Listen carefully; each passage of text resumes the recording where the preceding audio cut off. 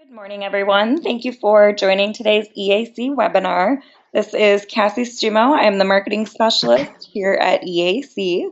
We will start off today by telling you who we are, and then PTC's technical specialist, Andrew Leedy, will be presenting on topology optimization. Stick around after the webinar. There's going to be a short 3-question survey that you can take to help us better understand where you're at in your processes. Everyone gets a recording of this session pending any technical difficulties. Use the chat function to ask questions, and we will answer them after the presentation. I'll pass things over to Jenny to give us an EAC introduction. So thank you so much, Cassie, for the quick introduction. This is Jenny Wilson. I'm one of the lead associate account managers here at EAC, and just wanted to start off by giving a quick introduction of EAC. And the big thing here is that our mission is that we help companies transform the way they design, manufacture, connect to, and service the products.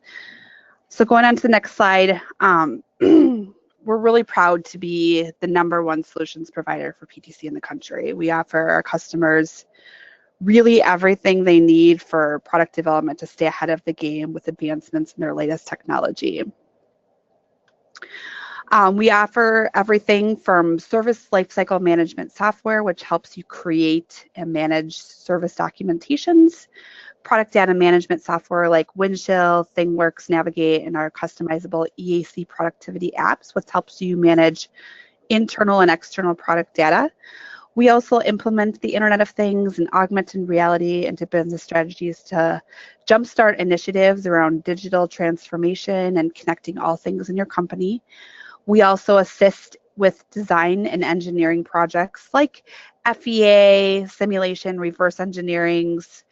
If you guys are experiencing some sort of bottleneck, we're here to help you with that, and then also helping you develop some proof of concepts. And then lastly, we also offer some webinars and PTC training courses for continuous learning. Also, above and beyond that, we also a commercial reseller for Formlabs, offering their latest products in additive manufacturing, which is the Form 3, which is an affordable desktop 3 printer, and then also the Form 3L for larger industrial prints.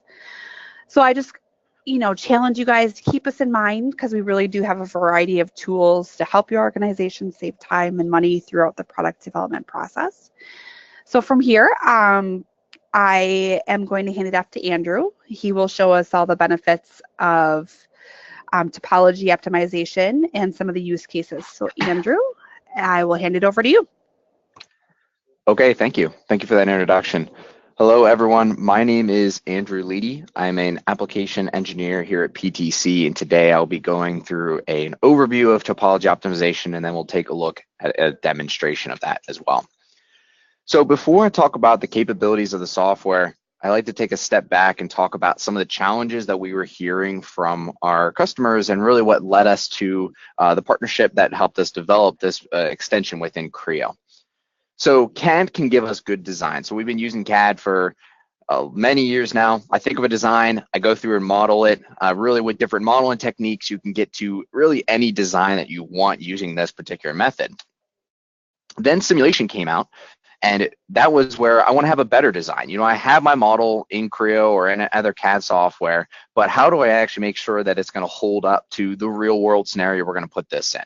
So we utilize various different kinds of simulations, CFD studies, FEA analysis, all those kind of things to be able to determine, is this product actually going to stand up? But it was still just the product I designed. What if I want the best possible part? How many times, how many iterations of design do I have to go through given these loads and constraints that I have for my model? How do I determine what the best possible design is going to be for this particular part? And that's where topology optimization comes in. So topology optimization takes a 3D CAD design that you have and whittles away at the material within it to achieve a more efficient design based off of some of the design criteria that you give it. So this was developed with Vanderplaat's Research and Development Incorporated, and it works seamlessly with their offering, which is called Genesis, which is a structural analysis and optimization software. So we worked with them to put this into our Creo 5 release, and of course it's supported in Creo 6 now with that release in February. So a little bit about the capabilities of this particular extension. It's a familiar Creo interaction and workflow. So if you're familiar with any other Creo extension, it's very similar. It's just an application up in my ribbon, and then it's the same ribbon UI changes around to reflect that now I'm within this topology mindset as opposed to some of the other extensions or just the general Creo modeling mindset. So the process here is going to be very simple. I first define my loads and constraints. So exactly like I would do in simulation. And if I'm on Creo Simulate, some of this stuff can actually be passed back over. So if I already have some loads and constraints set up in the Creo Simulate world, we can actually reuse those on this particular part that we're working with. Then I'm going to go through and define my fixed and free geometry. So this is telling me geometry that I want to be excluded from my optimization. So in this example that we have on the slide, I need an area for my bolts to go through. I need enough thickness around those holes that for it to actually hold on or hold it in place. And then everything else, I'm just making a big block of material that is subject to change. I just want it to be to fit a certain design criteria. I want it to be strong enough, or I want it to have a certain amount of go under a certain amount of strain, or a certain amount of stress, or just a certain amount of displacement. Whatever it's going to be, whatever I'm designing against, have the optimization software change everything around to give me a better design. And as it goes through and changes it, you can even set up these fabrication constraints. So that's saying change the geometry, but keep in mind that I'm going to use a particular manufacturing method whenever I go through and build it. You could probably 3D print any geometry that would make if you don't set a fabrication constraint, but if you're limited to more of a traditional manufacturing method, you're going to need one of these to make sure that it doesn't create geometry that you can't actually go through and make in the real world. And then once you're done, once it actually goes through, and for this particular part, this is what it came out with based off of the criteria that we went with, you can go through and interpret some of these results. So it runs the simulation pretty quick. It runs the background. This is the simulation running. It tells you exactly what it's doing on each of the different iterations, and it'll tell you how close you're getting to your convergence values and such. And then you have some different comprehensive tools to interrogate the results, look at exactly what it did, look at different values that you might be concerned with, and just make sure that this is the design that you actually want to build. You don't need to actually go back and fix anything up. And then at the end of the process, you can go through and do a CAD reconstruction of this. So you can convert this to actual manufacturable geometry. It's not going to be a tessellated model. It's going to be actual 3D geometry, actual Creo geometry that you can take into another part. You can do other features on it, like on some of these straight edges, you might add some rounds. You might want to delete some of the holes that it made for you. You're able to modify all the geometry that it creates for you. So to illustrate some of this, I can step into a demonstration of the software here. So for this demonstration, we're going to be just taking a look at a pretty general part. This is actually a piece of a much larger assembly. This is a piece to a Polaris snowmobile, and this is a particular component on one of the skis. I'm not really too concerned with what the shape of it's going to be. I just want it to hold up to certain forces and strain and stuff that I'm going to be placing this under. So we do have some parts of the design that are going to need to stay the same, but we'll worry about that as we move into the actual demonstration. So this design could actually probably be a lot better. Right now, it's got to have a block of material, have a lot of leeway. Let's use topology optimization to figure out how much of this material should I actually remove.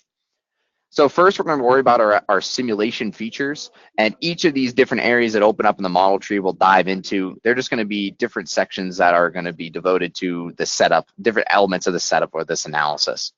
So the first part of this is determining what geometry has to stay. So I can add in these volume regions, and I say we don't want the optimization to actually touch any of these parts. And these features are made just as you would like an extrude feature for a volume region. I mean, you could do like a sweep, or you can do just an extrude, or you can do a revolve. It's just basically a Creo feature that you're setting and defining and then going to be using later. So I got these areas where the bolts are going to be placed in. I got this bracket on the side that's going to have to stay, and this section on the bottom. And everything else, as I go through the setup, I'm going to tell the simulation, everything else just have that change and have that go through and modify. So moving on, I can go through and apply some loads and constraints. And for this particular part, this was actually set up in Simulate already. So we have those ported over. So I don't have to go through and redo any of that work. I might have to go through and maybe remove some of these if I don't particularly want them for this particular simulation that we're going to be running, or this optimization that we're setting up. So I've got these two connection forces that I'm not too concerned with. Then I can go through my constraints. The constraints actually weren't set in this case, so if I need a new one, I just go through the simple selection, much like Creo Simulate, where I determine what geometry, where do I want to actually fix this down? Do I want to fix it axially? Do I want to fix it so it doesn't have any kind of rotation? Different constraint options are available for that, ball, pin, whatever they're going to be. I set those up for the particular use case I'm looking at. So that's our loads and constraints applied in my model tree now. So then I can move on to the next section. And that's going to be actually setting up this analysis, which is going to determine what type of analysis am I going to run. In this case, we've defaulted to a structural analysis, but this could also be supported for thermal or modal. And from here, I just determine which of these constraints and loads that I have already applied onto my model, which of those do I want to actually apply for this particular simulation. So we chose those the 3 load sets that we had and those 2 constraint sets for the purpose of this particular topology optimization. So then we'll look at some of our topology objects. And the first one's going to be our topology regions. So the topology regions tell me how much of this material do I actually want to work with. You could do it in 2 different ways. In this case, I had chosen to exclude the region, to model the regions that I want to exclude, but I could have done it the other way around and modeled the rest of the part and just left out those areas that I don't want the optimization to touch, and then chose those as references.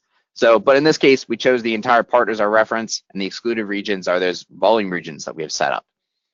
Then we say our initial max fraction, go through those excluded regions, make sure we have them already properly chosen. And I can also take a look at different fabrication constraints in this setup as well.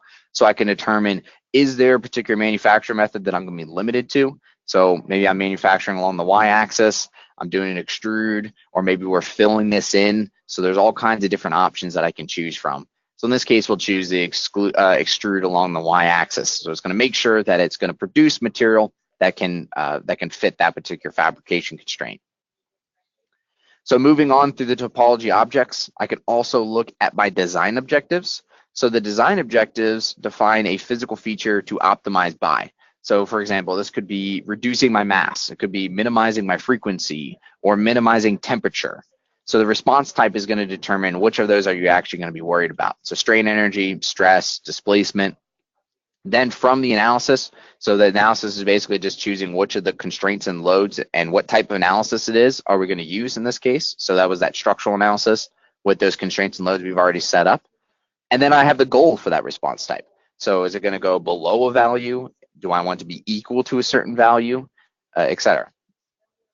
Then my last topology object is going to be my design constraints. So this is going to define the physical features to use as constraints during the optimization. So not the goal in this case, this is what I'm actually going to go through and modify. So given that certain goal, how do I want to run the analysis? And we're going to choose mass fraction. I want to reduce the mass of this and play around with different values of that and see how it's going to look based off of that. So then we can actually set up the optimization. And the optimization is bringing all those topology objects basically together and then choosing which of them I actually want to run for this particular case. Because I could have multiple different topology regions for a particular part, multiple design objectives, multiple different constraints. This allows me to choose from all of them that I've already set up, what do I actually want to use for this particular study that we're going to run. So I have only one of each of those, so it's a very easy choice for me to make in this particular case. So with that setup, the last step here is to go and produce our mesh. So I don't have to know anything about meshing if I don't want to. The system can handle a lot of this, but there is a little bit of finer control that I can go through. I can customize element size. As we go through and actually apply the mesh, there is some different quality results I can look at, and there is some finer control that I can also apply that's kind of more of a little bit of advanced. I might want to touch up certain areas of this. I have some finer control of the mesh if I want to. But in this case, we're just going to let it hands-free. I don't really know too much about mesh. So let's just worry about what it's going to do automatically for us. I don't need to have any of this information ahead of time to be able to tackle this particular study. So with that set up, I can go through and actually run the analysis. Now in this case, the analysis, I think it took maybe 4 to 5 minutes for this particular part to run, just so that we don't have to sit through that entire runtime. I can actually just show the results of this. So this actually also is pretty useful if I've already set something up ahead of time and I just want to come back to it and look at it later. I can see exactly what it's done for this particular part. And it's done some pretty interesting things for us. It's made some interesting choices in terms of where it's actually removed the material. It only really has material where it needs to have it. And if I want to clean this up and make it look a little bit aesthetic later, I can always do that since it's going to be fully modifiable geometry that I'm working with. But I can use some things to be able to interpret some of these results here. So notice exactly where it took the structure away and where it put it. Again, it put it only where it's going to be useful, and it chipped away the rest of it from this particular block. And there's a few different ways I can view this. I can view it as oscillating, deformed. I can see it as static. Putting it against the original block gives me a really good kind of image in terms of what was actually done for this particular part. And then when I'm all done viewing my results, I can go through and I can choose that I want to actually reconstruct the geometry. So now it has created a freestyle object for all the different regions that it has optimized. So in the freestyle tree, I can see all those different regions independently. And since this is a subdivisional modeling tool, I can go through and edit all these different faces. And in this case, we're just saying some of these regions I'm not really concerned with. So I can just say, hey, let's just delete them out of here. I don't really want them in my final feature. And then it's going to go through, re-solidify everything, and reproduce the actual geometry for us. So here's my final optimized part. And this is full Creo geometry, so I can still do all the other modeling techniques that I would normally want to. You know, as I said, I can put some rounds on here. I can put some other cuts in if I have some other areas that this is going to, interact with. I can also use things like flexible modeling, which since we don't have a feature tree, this makes it really easy to go back through and modify some of this geometry. Like this hole right here, I could say, hey, let's recognize it as a cut, and then let's just remove it out. So it's kind of two different techniques I can use, freestyle or just going with the flexible modeling to remove some of these particular sections. But I can go back and edit any of the geometry that was actually created here. So here's my optimized part. And I can choose at the end of the process here if I actually want to save this off as a separate file, or I can overwrite the existing part that I have. So we'll go back through. The final step here is maybe some design validation. And for this, I can open up the actual optimized part that I have, and we're just going to take this through a quick run of Creo Simulate. So not just optimize against a particular, particular feature like we did strain energy in this case. I want to get all the different simulation results for it. I want to see the displacement. I want to see different stress values for the entire part here. And since they talk to each other, my constraints and loads have been moved over. I can use the existing loads and then the new constraints that I've set up. And otherwise, I can go run through the actual analysis. And once again, for this particular part, we already have the analysis complete, so we can just open those up and see what kind of results is actually made for us.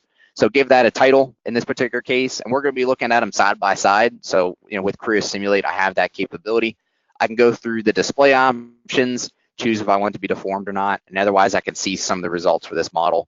And then in particular, I can see maybe where my maximum point of von Mises stress is. And then same thing back on our original part. So this was before we just kind of blocked it out with material. We had an original design that we made. So I can choose, again, the display options for this, and I can see exactly what was the part that I had originally started off with. So pairing these two together, I can very clearly design the part, optimize the part, and then I can go through and always do that final validation in some simulation software to make sure that this is going to hold up under the different stresses and strains and such that this will be placed under. But overall, that is our topology optimization extension. So the last thing to talk about here is just in terms of just some information about the packaging. So just so for your information, if you are interested in this, there's two levels of this particular extension. So you have your topology optimization that covers the structural and modal use cases. You can support three design analyses, so design objects and design constraints and such. Then there's some basic fabrication constraints we can apply to this. And I always have the ability to apply multiple objectives and multiple constraints onto one topology optimization. But if I'm interested more in a thermal use case or interested in adding some additional fabrication constraints, this will move into that optimization plus. So just a quick summary, the base package covers probably 50 to 70% of the use cases, but if you are working in one of these more off types of use cases, then you can always get the plus extension on top of this.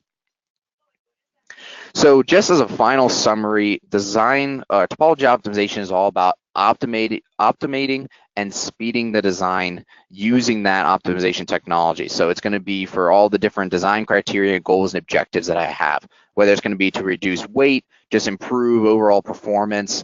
It's all about designing for those next generation products and just bringing some levels of innovation higher within my product.